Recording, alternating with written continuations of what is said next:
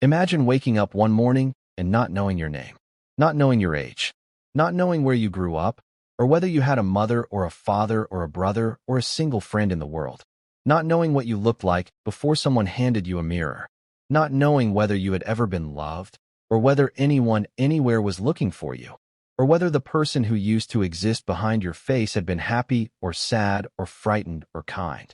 Imagine waking up with nothing, not poverty, not homelessness, not grief, but the specific and total absence of yourself. No past, no history, no anchor, just a body, a face, a pair of hands, and the terrifying blank where an identity is supposed to be. Now imagine living that way not for a day, not for a week, not even for a year, but for 10 years. That is what happened to Daniel Westmore. And this is the story of the decade he spent living in the shadow of a man he could not remember being. On the morning of August 17, 2004, a woman named Patricia Cole arrived at the parking lot behind a fast food restaurant in Macon, Georgia at 6:45 in the morning. She had worked that job for 11 years. She had seen a great many things in that parking lot, but she had never seen anything like what she found that morning beside the dumpsters at the back of the lot. A man, lying on the ground, severe sunburn across his back and arms. 3 separate head injuries consistent with blunt force trauma. No wallet, no shoes, no identification of any kind. When Patricia knelt beside him, and he opened his eyes, and she asked him what had happened and what his name was, he looked at her with an expression she would describe to the police that same morning as the most frightening thing she had ever seen on a human face. He said, "I do not know. I do not know anything." Before we go inside Daniel Westmore's story and the 10 years he spent living without the most basic thing that every human being is supposed to have, a past, an identity, a name that belongs to them, there are 3 questions this story is going to answer. The first, what happened to Daniel Westmore in Springfield, Ohio in 1976? Not what happened to him in that parking lot in Macon in 2004. That is where this story begins. But what happened 28 years before that morning, in the city where he was born and grew up and from which he vanished without a trace at the age of 23, leaving behind an abandoned car with the keys still inside, and a brother who would spend the next 39 years asking the same question we are asking now. The second, what does it actually do to a person to live for 10 years without an identity? Not to choose anonymity. That is a completely different experience.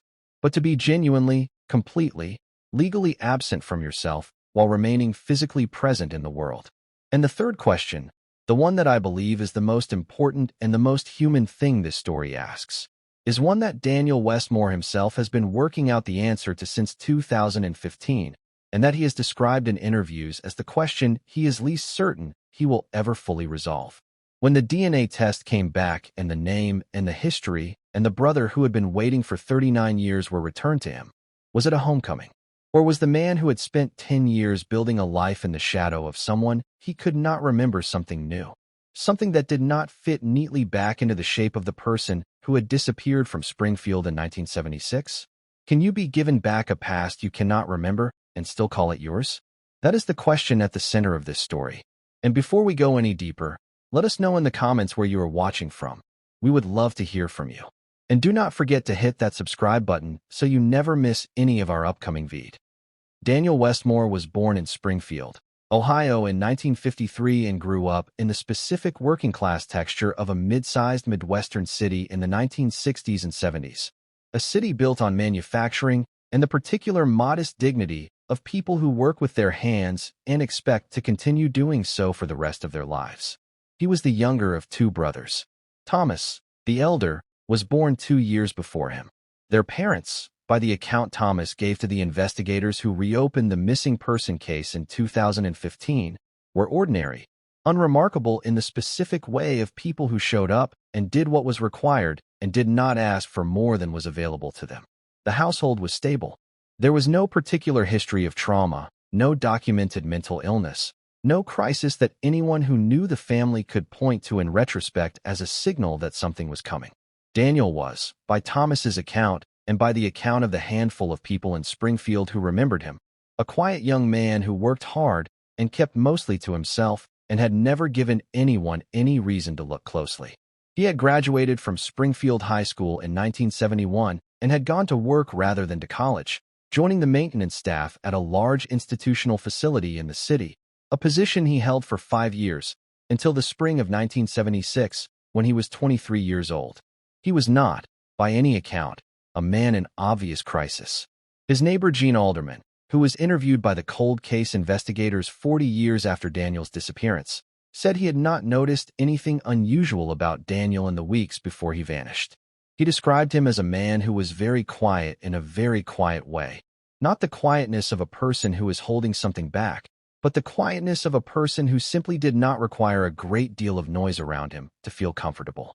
He said Daniel had said good morning to him on a Monday. He had not seen him after that. He had not been alarmed by the absence for several days, because Daniel was the kind of neighbor whose presence you registered without quite tracking, the kind of person whose absence does not immediately announce itself as something wrong. When Daniel was found in the parking lot in Macon in 2004, the neurological assessment conducted at the hospital established something that would define the next decade of his life. And that is worth understanding carefully, because it explains why the ordinary mechanisms for finding a missing person did not work in his case. Daniel was not lying about who he was. He was not concealing an identity.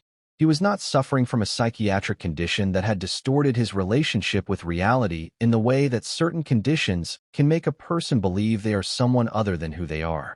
He was suffering from retrograde amnesia, a genuine, neurologically grounded loss of episodic memory caused by significant traumatic brain injury. The 3 head wounds he had sustained were consistent with severe physical assault. His brain had, in the way that brains sometimes do when the trauma is severe enough, simply disconnected from the experiences that preceded it. The memories were not gone in the way a deleted file is gone. They were locked behind a door his mind had closed and that, despite everything that was subsequently tried, did not open. What he retained, alongside his language and his general knowledge of the world, was something that fascinated the neurologists who worked with him and that speaks to the deepest and most extraordinary quality of the human mind. He could cook. He could fix things. He could navigate a city and read a map and do mental arithmetic and remember the names of tools and what they were for. His body remembered an entire range of practical skills, what neurologists call procedural memory, while his episodic memory, the memory of his own life and experiences and history, was completely unavailable to him. He told one of his early therapists that the experience was like being fluent in a language you could not remember learning. He knew how to exist in the world. He simply did not know which world he had come from. On a morning in the spring of 1976, Thomas Westmore called his brother Daniel's apartment and received no answer. This was not immediately alarming. Daniel was not a person who required daily contact, and Thomas respected that. He called again the following day. No answer. On the 3rd day, he drove to the apartment. The door was unlocked. Inside, the apartment was in its ordinary state. Neat, nothing obviously disturbed, nothing suggesting a struggle or a hasty departure. Daniel's personal documents were present. His identification was in the drawer where he always kept it. The only indication that Daniel had been anywhere recently was a jacket that Thomas did not recognize laid over the back of the chair by the door, and the faint smell of something he could not identify. Something industrial or chemical that did not belong to the ordinary atmosphere of the apartment. Thomas called the police that same day. The missing person report he filed on his 22-year-old brother is one of the only official documents about Daniel Westmore that predates the parking lot in Macon by more than 28 years. Daniel's car was found 2 days after Thomas filed the report, parked at the Greyhound bus terminal on the south side of Springfield, the keys still in the ignition. The license plates had been removed. This last detail is the one that has stayed with every investigator who has ever worked the case, because it is the detail that most clearly does not fit the profile of a voluntary departure. A man who chooses to walk away from his life does not typically remove his license plates. He may leave his car. He may leave his documents. He may leave everything that connects him to the life he is leaving. But the license plates serve no purpose to a person who is walking away. They are relevant only to a person who wants the car to be difficult to trace, which is the concern of a person who does not want the car to lead back to them. The plates were never found. The terminal surveillance footage from that period, in 1976, did not exist in any useful form. No one at the terminal remembered seeing Daniel. And the investigation, which in 1976 had limited resources and a limited sense of urgency around an adult male with no documented criminal history and no obvious foul play, stalled within weeks and was never substantively reopened until the DNA result forced it to be. Between the spring of 1976, when Daniel Westmore's car was found at the Springfield bus terminal with the plates removed and the keys in the ignition, and the morning of August 17, 2004, when Patricia Cole found him in the parking lot in Macon, Georgia, 28 years passed. 28 years in which Daniel Westmore did not appear in any database, any public record, any system of any kind that investigators have subsequently been able to identify and access. He did not use his social security number. He did not obtain a driver's license or open a bank account or apply for any government program under his real name. He did not appear in any criminal record or any civil record or any employment record that has been located. He was, for 28 years, as completely absent from the documented world as a living person can be while presumably continuing to live. Where he was during those 28 years, how he survived, what events unfolded between the bus terminal in Springfield and the parking lot in Macon. These are questions that the investigation reopened in 2015 was unable to answer and that remain, as of this story being told, completely unresolved. The investigators who worked the reopened case in 2015 identified several theories about the 28-year gap, none of which could be confirmed or eliminated with the available evidence. The first and most straightforward theory is that Daniel suffered the head injuries that produced his amnesia sometime around 1976, that whatever happened at or near the Springfield bus terminal on the day he disappeared also produced the neurological trauma that erased his memory, and that he spent the subsequent 28 years living in the same condition he was found in Macon, without identity documentation and without access to the systems that would have surfaced him in any searchable record.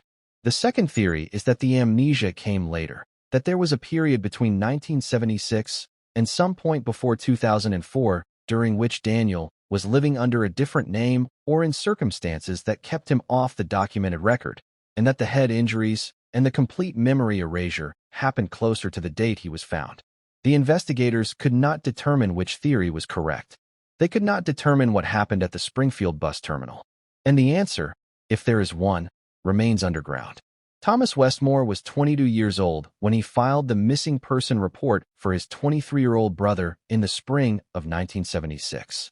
He told the investigators who interviewed him in 2015 that he had never, in the 39 years between that filing and the phone call from Dr. Sandra Holt, stopped believing his brother was alive.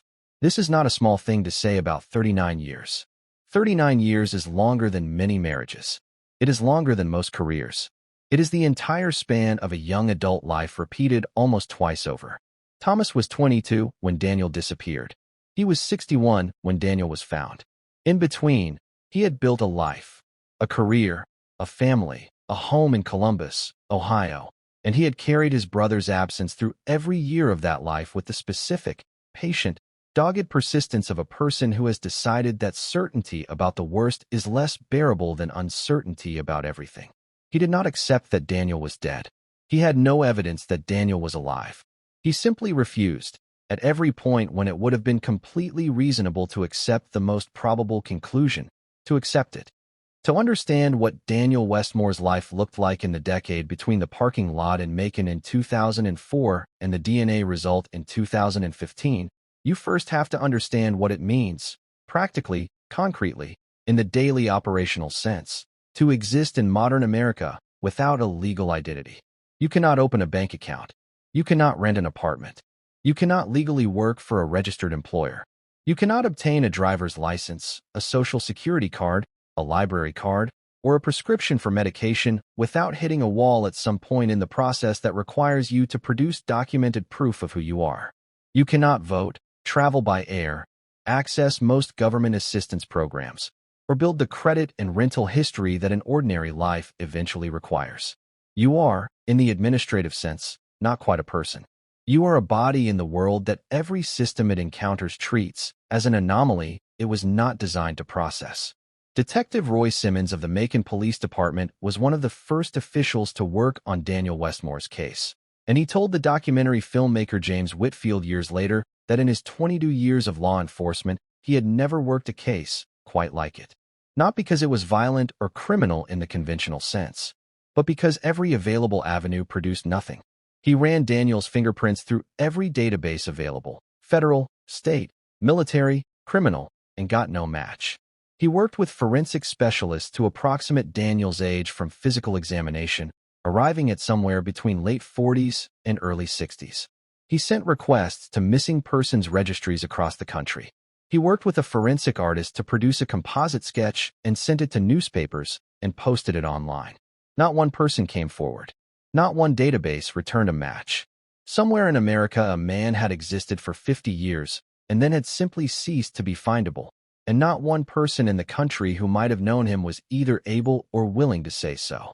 Approximately 6 weeks after he was discharged from the hospital, Daniel Westmore was given a job by a man named Carl Hutchins, who owned a diner 3 blocks from the shelter in Macon where Daniel had been staying.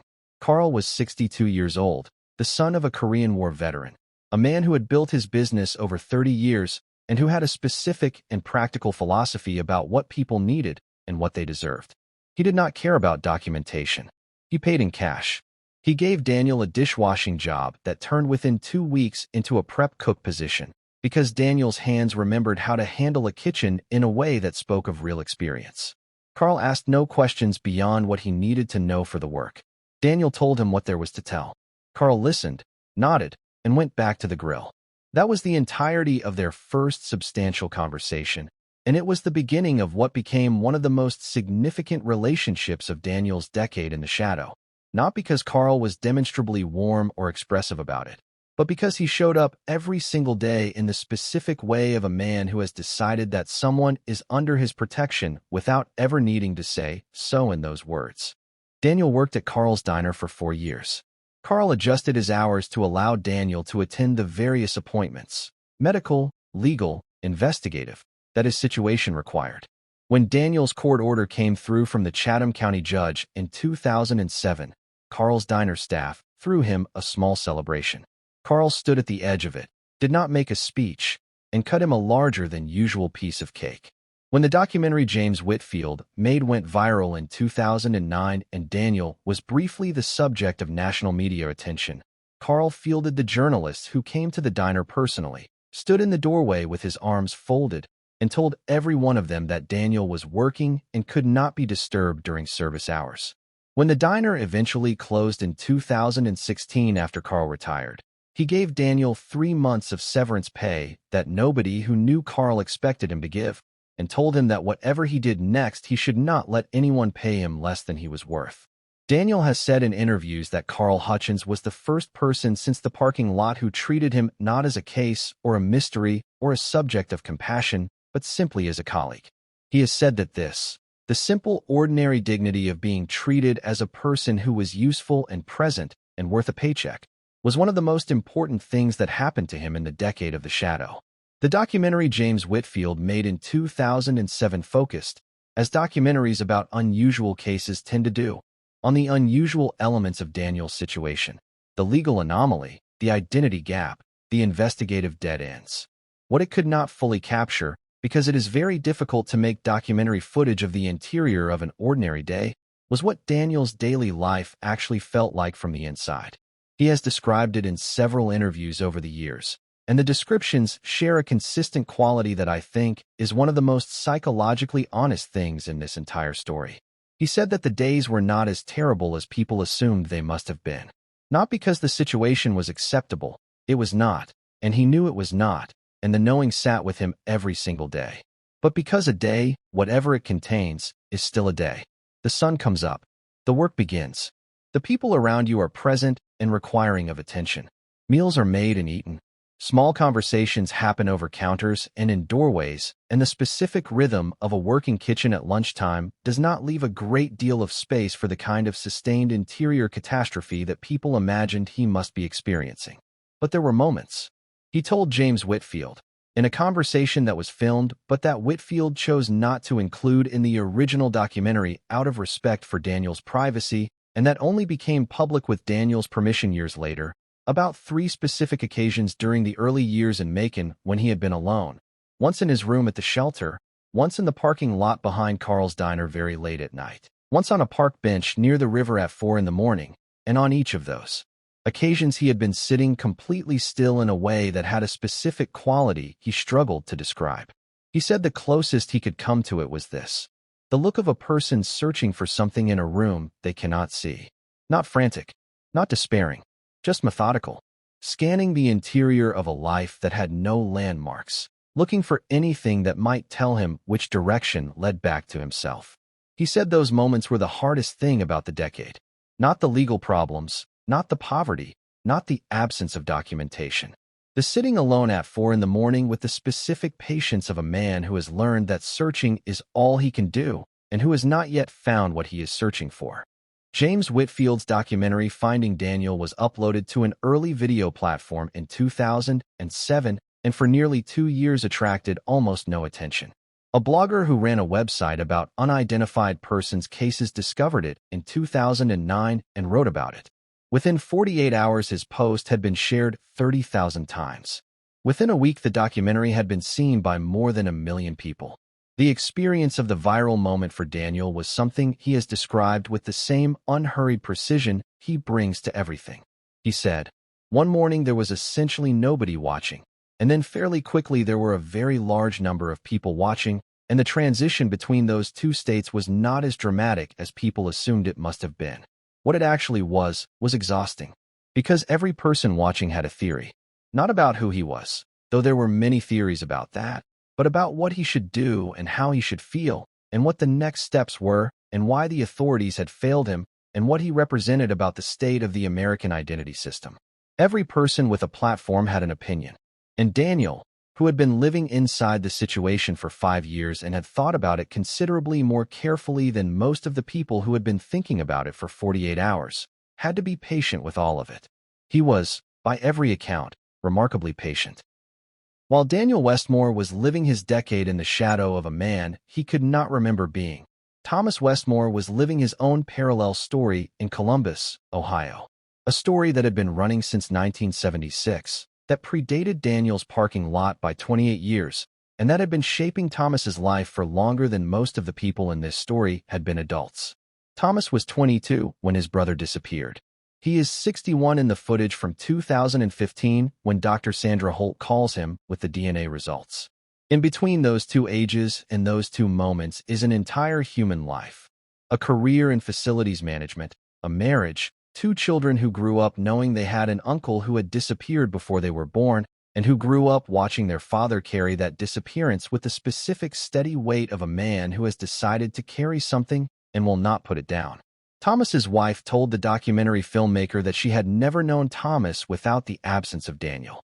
She had met him in 1981, 5 years after the disappearance, and said the absence was already woven into who he was by then, not as a wound exactly, but as a structural element, a beam in the architecture of him that everything else was built around. Thomas searched, not constantly and not frantically. He was not a man who allowed the searching to consume the living, and he has said in interviews that he was conscious throughout those years of the need to maintain both. But consistently, he attended cold case conferences. He corresponded with investigators. He submitted his DNA to a genealogy database in 2007 on the advice of a cold case advocate who told him that emerging technology might eventually be able to use it to identify family members who were themselves unidentified. And he had checked the database periodically in the years since, with the specific patient hope of a man who has been waiting a very long time and has decided that waiting, done properly, is also a form of action. He had seen coverage of Daniel's case online after the documentary went viral in 2009. He had not recognized his brother in the footage. Daniel was 23 when he disappeared, and the man in the documentary was in his 50s, and the 30 years and the injuries and the decade of living without adequate sleep or nutrition had changed what a face looked like in ways that a brother who had been searching for a young man's face did not immediately register. Thomas had watched the documentary about an unidentified man in Macon, Georgia, and had felt something he could not name, and had moved on with his day, and had not known. Dr. Sandra Holt's team, in the course of the 18-month genetic genealogy investigation that would eventually identify Daniel, encountered Thomas's DNA in the genealogy database in the 3rd month of their work. They did not know at that point that it was the DNA of Daniel's brother. What they knew was that it was the DNA of a person whose genetic profile was consistent with a close family relationship to Daniel, sibling or parent most likely, given the degree of match, and whose family tree, when they began to trace it, pointed consistently toward a cluster of families in western Ohio. They requested additional genealogical information. They mapped the family tree backward toward a common ancestor and forward from that ancestor toward the present. They identified a surname. They cross-referenced the surname against missing person reports from the relevant geographic area and the relevant time period. The missing person report Thomas had filed in 1976 appeared in the database. Daniel Westmore, reported missing in Springfield, Ohio, 1976, age 23. The genetic profile matched. The investigators submitted the finding for verification. The verification came back unambiguous. And Dr. Holt picked up the phone. She called Thomas at 2:47 in the afternoon on a Wednesday in 2015. He was at his desk at work. She introduced herself and told him she was a researcher who had been working on an identity case and that she had some news she needed to share with him that she wanted to deliver carefully. Thomas told me, in the interview he gave to James Whitfield's follow-up documentary, that he knew before she had finished her second sentence. He said, "I had been waiting for a call for 39 years. I did not know it was going to be that call, but there was something in the quality of how she was speaking, the care in it, the pace of it, and I knew before she told me. I just sat very still and waited for her to say what she was going to say." Dr. Holt told Thomas that his brother Daniel was alive, that he was in Macon, Georgia, that he had been there for 11 years, that he did not know his own name, but was otherwise well. Thomas sat still for a moment, and then he said, "I knew it. I always knew he was not gone." He said it quietly, not triumphantly. The way you say something you have been saying to yourself for 39 years and have finally been given permission to say out loud. The United States Senator who contacted Daniel after the documentary went viral was Senator Harold Pierce of Georgia, who had spent several years on a committee focused on identity and documentation reform. He had never encountered a case as complete and as illustrative of the specific failures of the American identity system as Daniel's. Because Daniel's situation was not the result of a bureaucratic error that could be fixed by the right phone call to the right office. It was the result of the complete and total absence of any prior contact with any system that maintained records. The FBI had no fingerprints because Daniel had never been fingerprinted. No claim had been filed under his Social Security number during his absence. The legal fight Senator Pierce undertook on Daniel's behalf lasted 3 years and resulted in significant changes to how Georgia and eventually several other states handled documentation for individuals in similar circumstances. More practically, it resulted in Daniel receiving his first legal identification document since his discovery, not a driver's license or a Social Security card, but a court order formally declaring him a legally existing person with the right to access services. He kept it folded in his shirt pocket for 2 years. Carl's Diner staff threw him a small celebration the day it came through. Daniel went home and cried for the first time since the parking lot. The DNA methodology that Dr. Sandra Holt had been developing was, at the time she proposed applying it to Daniel's case, not yet a standard tool in identity investigation. It was genetic genealogy, the process of using DNA analysis not to find a direct match in a database of known persons, but to identify distant relatives in consumer genealogy databases and work backward and forward through family trees toward the most likely identity of the subject. She met with Daniel in 2013 and explained what the process involved, what it might find, and what it could not guarantee. She told him that even a successful identification might not unlock his memories or answer the question of what happened in Springfield in 1976. Daniel listened to everything she said, and then he said yes. The investigation took 18 months. The genetic genealogy work identified a network of distant relatives pointing consistently toward western Ohio. A surname emerged. A missing person report from 1976. Thomas's DNA in the database. The match came back in 2015. It was unambiguous. After 11 years of being legally classified as missing but present, missing from his own life, present in everyone else's, Daniel Westmore had a name. Dr. Holt delivered the DNA results to Daniel in person because she had decided this was not information for a phone call. She sat across from him in a room at the community center in Macon where he had been meeting with his support team, and she told him what the investigation had found. She told him his family name. She told him where he was from. She told him about the missing person report from 1976. She told him about Thomas. She watched his face with the attention of a physician watching a patient receive a diagnosis, not for the dramatic response, but for the subtle physiological markers that tell you what the body is doing with what the mind is receiving. Daniel Westmore received every piece of information with an expression she later described as the most complex single expression she had ever witnessed on a human face. Not shock, not relief, not joy, something that contained all three and was simultaneously none of them. The expression of a man who has been told the answer to the question he has been asking for 11 years and is discovering, in the moment of receiving it, that the answer is both everything he needed and something considerably more complicated than he had known how to prepare for. He asked to be left alone for 20 minutes. Dr. Holt and the support team left the room. James Whitfield, who was present, turned off his camera without being asked. What happened in those 20 minutes is something Daniel has described in various ways since, and the descriptions share consistent elements. He sat very still.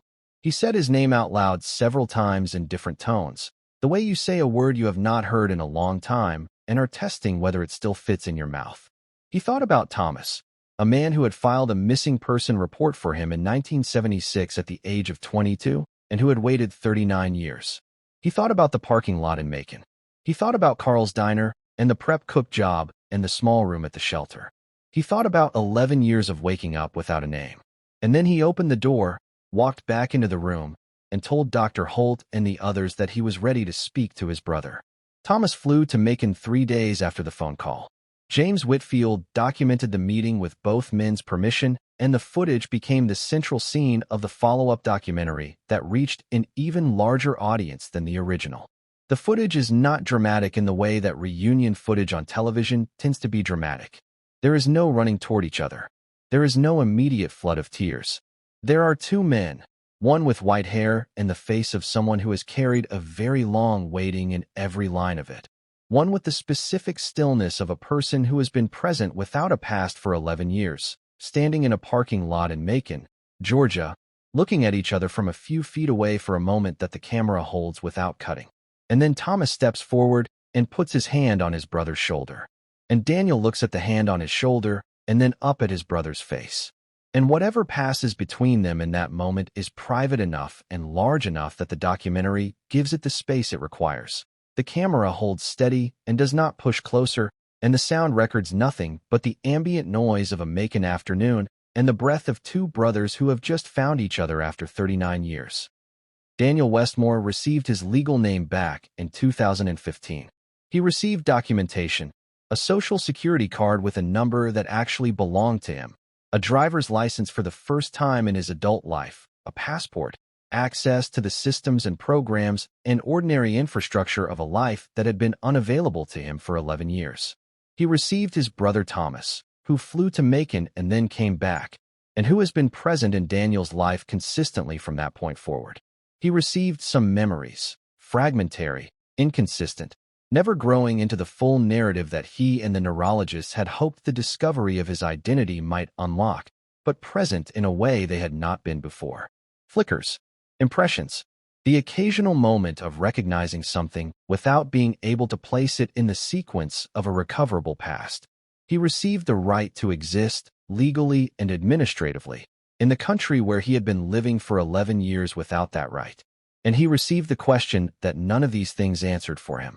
The question that no DNA test and no court order and no reunion in a parking lot had the power to resolve. He said, in an interview published in a national magazine 2 years after his identification, "I have two identities now, and I do not know how to reconcile them. There is the person I was before 1976, the 23-year-old from Springfield who had a job and a brother and a car he left at a bus terminal, and 28 years of mystery around what happened after that. I do not remember that person. I know his history, but I cannot feel it from the inside. It does not feel like memory. It feels like reading about someone else. And then there is the person I became in Macon, the man Carl Hutchins gave a job, the man who slept outside with a newspaper under his head, The man James Whitfield made a documentary about. The man who spent 11 years looking for himself without stopping living while he looked. That person I know completely. That person I am entirely. Those two people share a body and a name and a brother and a history. But I am not sure they share a self. The question of which one is the real Daniel Westmore. The one who disappeared in 1976 or the one who was found in 2004 is one I have not resolved. And I am not certain I ever will.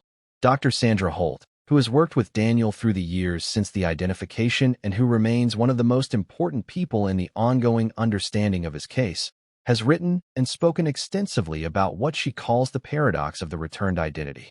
She says, what most people assume about identity is that it is something you have and then lose and then, if you are fortunate, recover.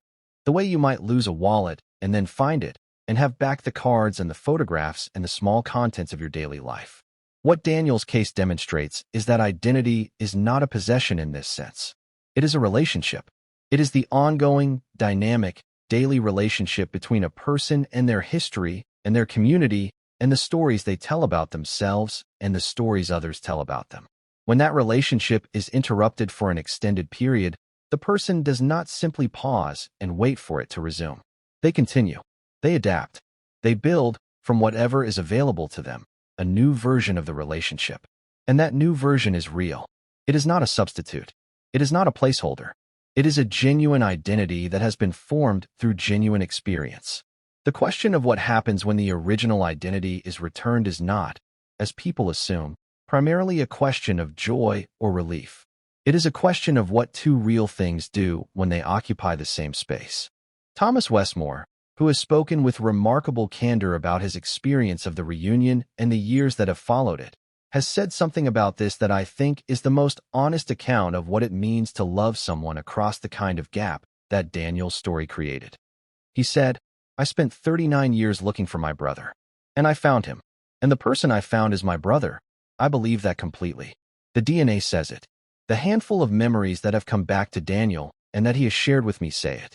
Something in his face and his manner that I recognized before I could explain why I recognized it says it. He is my brother, and he is also a person I do not fully know yet. Because the person I was looking for was 23 years old, and the person I found is 61 years old, and between those two ages is a life I was not in, that formed him in ways I was not there for, that made him into someone I am still in the process of meeting. And that meeting is one of the most important things in my life right now. But it is a meeting, not a recovery. I did not get back what I lost. I got something else, something different and something real, and I am still learning what to call it. Daniel Westmore divides his time between Macon, Georgia, where he built his life in the decade of the shadow, and Columbus, Ohio, where Thomas lives and where the history he cannot remember is located. He still works with food, not at Carl's Diner, which closed when Carl retired in 2016, but at a kitchen in a community center in Macon that serves meals to people experiencing homelessness and poverty.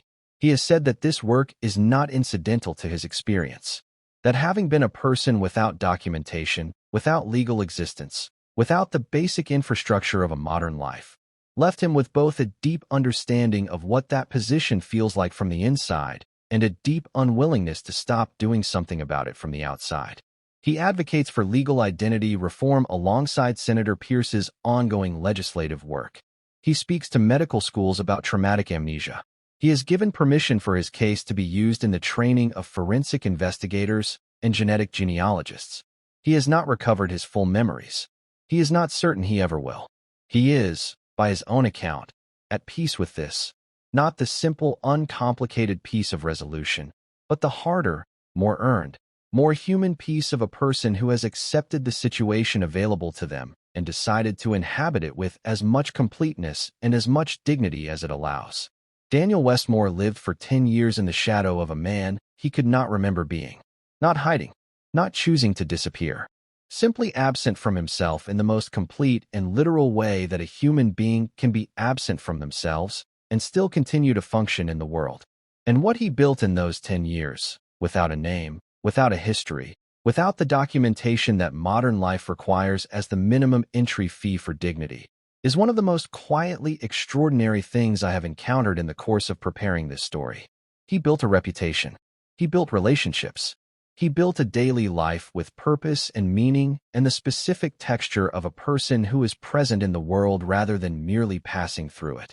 He did this without a past, without any of the scaffolding that most people use to construct a sense of self.